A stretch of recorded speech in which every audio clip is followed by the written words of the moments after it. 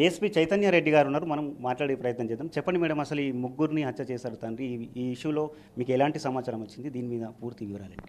Basically ఈ రెండు stand alone incidents అండి. ఈ ముగ్గురు అమ్మాయిలు ఎవరైతే మిస్సింగ్ అయ్యారో, సో నిన్న వాళ్ళ మదర్ అండ్ ఫాదర్ ఇద్దరు వచ్చి పోలీస్ స్టేషన్లో మధ్యాహ్నం 3:30 కంప్లైంట్ ఇచ్చారు. ఆ ముగ్గురు అమ్మాయిలు మార్నింగ్ 10 o'clock నుంచి కనపడట్లేదు అని చెప్పేసి.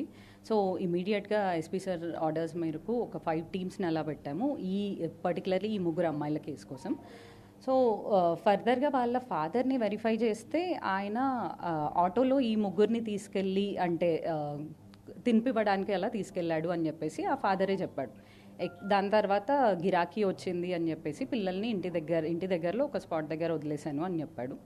సో ఫర్దర్గా వెరిఫై చేస్తే అతను ఆ స్పాట్ అది క్లియర్గా చెప్పట్లేదు, మిస్లీడ్ చేయడానికి ట్రై చేస్తుండే. సో కొంచెం ఇంట్రాగేట్ చేస్తే ఫైనల్లీ కామారెడ్డి పెద్ద చెరువు దగ్గరికి తీసుకెళ్ళాడు. సో ఆ ముగ్గురు పిల్లల్ని అక్కడికి తీసుకెళ్ళి వాళ్ళని అక్కడ చంపేశాను అని చెప్పేసి కన్ఫెస్ చేశాడు.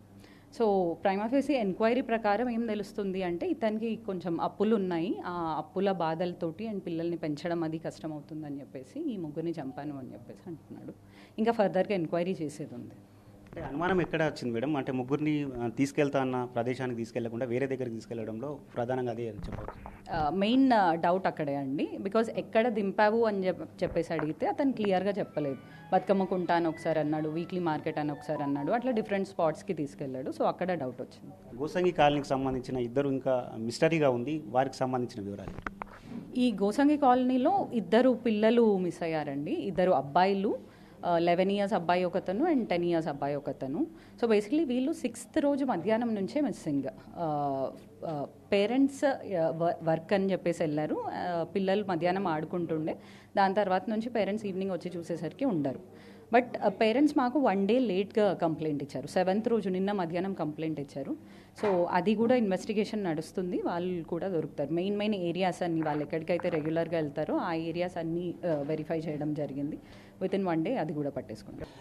హత్య చేసినటువంటి అంటే ముగ్గురు పిల్లల్ని హత్య చేసిన ఘటన కలకలం రేపింది. ఇది సకాలంలో పోలీసులు ఛేదించారు. మరోవైపు గోసంగి కాలనీకి సంబంధించిన ఇష్యూ అంటే మిస్సింగ్ ఇష్యూ ఇప్పటికీ మిస్టరీగానే ఉంది, దాన్ని కూడా త్వరలోనే ఛేదిస్తామని చెప్పి ఏఎస్పీ గారు అంటున్నారు. మొత్తం 10 బృందాలు ఈ గాలింపు కోసం ఇప్పటికే గ్రౌండ్ లెవెల్లో పనిచేస్తున్నట్లు చెప్తున్నారు. కెమెరా పర్సన్ అరవింద్తో దివాకర్, TV9 నిజామాబాద్.